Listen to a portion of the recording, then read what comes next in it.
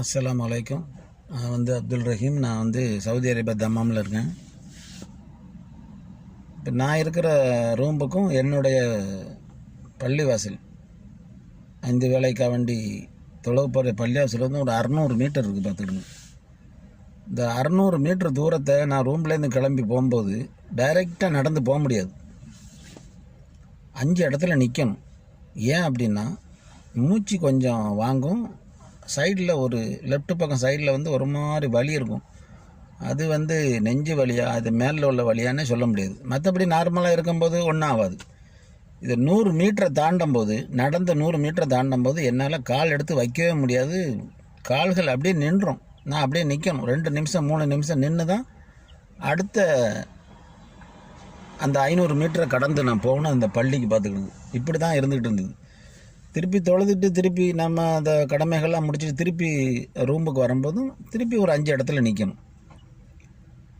அதையும் வலிக்கும், மூச்சு வாங்கும், ஸ்டாப் ஆகிடும், தன்னால் நிற்கணும். அப்போ என் கூட நம்ம ஃப்ரெண்டுங்க 2-3 பேர் வருவாங்க. அப்போ அவங்க தான் சொல்லுவாங்க, என்னப்பா இது, நாங்கள்லாம் போயிட்டே இருக்கோம், நீ என்ன நின்று வர, அப்படி உனக்கு என்ன செய்யுது எதுவும் செய்யும்போது நான் அந்த மாதிரி மூச்சு வாங்குது அதிகமாக.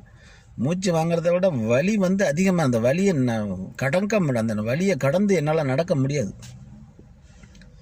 சார். அப்படி இருக்கும்போது அப்போ சரி வெக்கேஷனுக்கு போகும்போது நம்ம டாக்டர்கிட்ட செக் பண்ணோம்னு சொல்லிட்டு நான் 2019 இந்தியாவுக்கு வெக்கேஷன் வந்தேன். அப்போ லோக்கலில் தான் டாக்டர்கிட்ட போய் செக் பண்ணும்போது அவர் சொன்னார், நீங்கள் நான்வெஜ்லாம் அதிகமாக எடுக்காதீங்க,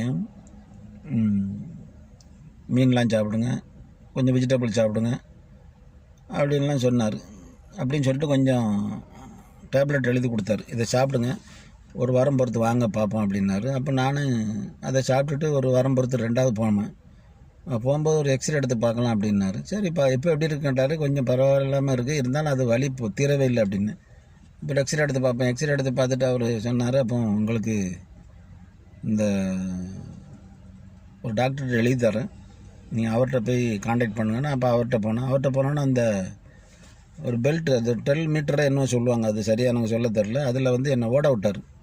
அப்போ அவரே சொன்னார், நீங்கள் ஓடும்போது வலி வந்துன்னா நீங்கள் ஸ்டாப் பண்ணிடுங்க அப்படின்னாரு. அதே மாதிரி நான் அதை அப்படியே ஓடிட்டு இருக்கும்போது 2 நிமிஷத்துக்கு மேலே என்னால் ஓட முடியல, அதிகமான வலி. அப்போ நான் ஸ்டாப் பண்ணி இறங்கணும்னு அவர் சொன்னார். இப்போ உங்களுக்கு ஏதோ ஹார்ட்டில் ப்ராப்ளம் இருக்கும், கொஞ்சம் வேறு எதனா எடுத்து பார்த்துட்டு ஆஞ்சியோ பண்ணுற மாதிரி வந்துன்னா நம்ம ஆஞ்சியோ பண்ணிக்கலாம் அப்படின்னாரு. என்ன சார் அப்படியே இருக்கலாம் அப்படின்னாரு. அப்போ ஆஞ்சியோ பண்ணுறதுக்குலாம் எவ்வளோ அப்படின்னு கேட்டேன்.